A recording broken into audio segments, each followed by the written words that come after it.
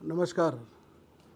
आप सभी को मेवाड़ के संस्थापक महाराणा उदय सिंह की जयंती की बहुत बहुत शुभकामनाएं। हमारा सौभाग्य कि हम मेवाड़ में इस दुनिया के सबसे खूबसूरत शहरों की कड़ी में, जिसका स्थान कभी पहला कभी दूसरा, प्रतिवर्ष कहीं न कहीं भारतवर्ष के महत्वपूर्ण शहरों में नहीं बल्कि विश्व के महत्वपूर्ण शहरों में पर्यटन की दृष्टि से इस शहर का नाम आता है। प्राकृतिक खूबसूरती से सजा ये सुंदर शहर का यदि कोई एकमात्र श्रेय किसी व्यक्ति को जाता है तो वो महाराणा उदय सिंह को, जिन्होंने इस स्थान को खोज निकाला। और कहते हैं कि योगी ने उनसे, जब वे आहाड़ में जब यहाँ आए थे, तब चलते चलते एक पहाड़ी के किनारे पर पहुँचे और वहाँ एक योगी उनको मिले और उन्होंने कहा कि तुम राणा हो तो तुम अपनी राजधानी यहाँ बनाओ, यहाँ महल बनाओ। और उस जगह उन्होंने एक पत्थर रखा। तो वह पत्थर वाली जगह जहाँ पर उस योगी ने कहा कि यहाँ पत्थर रख के यहाँ से नींव की शुरुआत करो, कहते दूसरे दिन योगी नहीं मिला, लेकिन उस जगह से उस उदयपुर की स्थापना हुई, जो आज भी राजमहलों में राय आंगन के रूप में हम वहाँ पर उस स्थान को देख सकते हैं। महाराणा उदय सिंह के इतिहास की शुरुआत होती है पन्नाधाय के बलिदान से।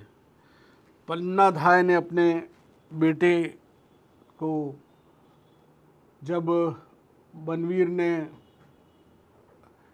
षड्यंत्र करके और राज्य हथियाने के लिए चित्तौड़ पर पासवान पुत्र बनवीर जब वहाँ पर पहुँचा, तो अपने बेटे चंदन को उसने उदय सिंह की जगह सुला दिया और उदय सिंह को बारी बारन के हाथों, कहते हैं कि सुरक्षित स्थान पर पहुंचाने के लिए, और रवाना कर दिया।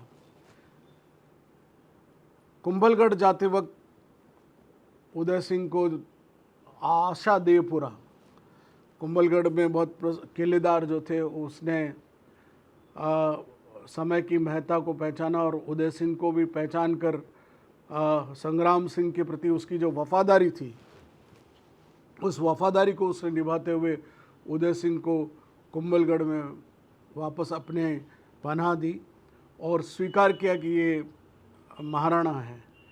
लेकिन ऐसा मान्यता है कि बनवीर एक दिन खाना खा रहा था और उसने अपने कुछ सामंतों को भोजन में से निकाल कर खाना दिया, तो क्योंकि उसके मन में भय था कि सब लोग उसको दोयम दर्जे का राजपूत समझते हैं, वो असली खून नहीं है, ऐसा मानते थे। बनवीर ये बात मन ही मन जानता था। उसने एक दिन अपने अंदर से भोजन निकाल के जो वहाँ के रावत थे उनको दिया, तो उन्होंने मना कर दिया। तो बनवीर गुस्सा हुआ, तुम मुझे मतलब असल नहीं मानते हो, इसलिए तुम मेरा झूठा नहीं खा रहे हो। तो रावत खान ने उस समय कहा कि हमारे मन में तो ऐसी बात नहीं है, लेकिन जब आप कह रहे हो तो बिल्कुल ये बात सत्य है। और ऐसा करके वो गुस्सा करके वहाँ से चला गया। बाद में जब आशादेवपुरा ने कुंभलगढ़ में उदय सिंह को मान्यता दी, तो सबसे पहले उदय सिंह को महाराणा के रूप में नजराना पेश करने वाला जो व्यक्ति था वो रावत खान ही था, और उसने ही सबसे पहले स्वीकारा कि ये महाराणा है। उसके बाद कहते हैं कि कालांतर में उदय सिंह को ही सारे आसपास के पड़ोसी जितनी भी रियासतें थी उन सब ने उदय सिंह को राणा स्वीकार किया। और चित्तौड़ पर जब विजय के लिए, बनवीर को हटाने के लिए चित्तौड़ के किले पर 40,000 सैनिक लेकर जब उदय सिंह कुंभलगढ़ से निकले, तो सबसे पहले कुंभलगढ़ पहुंचकर उन्होंने वहाँ भी आशादेवपुरा ने महत्वपूर्ण भूमिका अदा की। वो भी किलेदार थे और उन्होंने वहाँ के किलेदार से मिलकर, चूँकि चित्तौड़ के किले पर यूँ जीतना संभव नहीं था, अकबर को भी 6 महीने लगे थे, तो ये कैसे जीत सकते? तो उन्होंने कहा कि दरवाजे खुल जाए तो हम अंदर घुसकर इस आक्रमण को सफल कर सकते हैं। चील मेहता को मिलाया और कहा संग्राम सिंह के हम सब वफादार हैं और उन्हीं का बेटा आज इस पर आज यहाँ पर इस चित्तौड़ पर फतह करने आया है।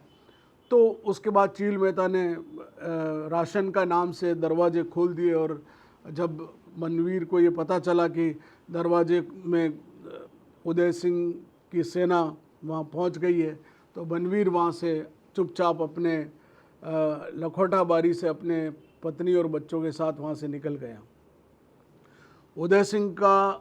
महाराणा उदय सिंह जी का राज तिलक 1540 में हुआ और चित्तौड़ पर जब शेर शाह का हमला होता है उस समय महाराणा उदय सिंह को सारे सामंतों ने कहा हुक्म आप रहेंगे तो मेवाड़ रहेगा, आपको यहाँ से चले जाना चाहिए, हम पीछे से किले पर हम रक्षा के लिए हैं।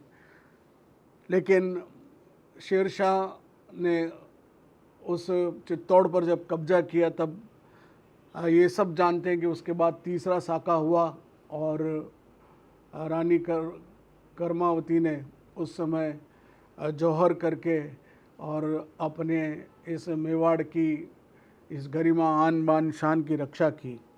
महाराणा उदय सिंह के साथ सबसे बड़ा नाइंसाफ़ी जो इतिहासकारों ने की, उसे महाराणा उदय सिंह को कई लोगों ने अलग अलग ढंग से, कहीं कायर बोल दिया, किसी ने पलायनवादी बोल दिया, किसी ने कुछ बोला, लेकिन असल में महाराणा उदय सिंह कायर नहीं थे, वो बहुत वीर योद्धा थे। उन्होंने कूटनीति जो बनाई थी वही कूटनीति आगे चलकर महाराणा प्रताप ने हल्दीघाटी के युद्ध मैदान में अपनाई थी कि जहाँ राणा वहीं राजधानी, और अगर युद्ध मैदान में अगर हम किसी कारणों से विजय प्राप्त नहीं कर पा रहे हैं तो महाराणा को वहाँ से हटकर और आगे रणनीति तैयार करनी चाहिए।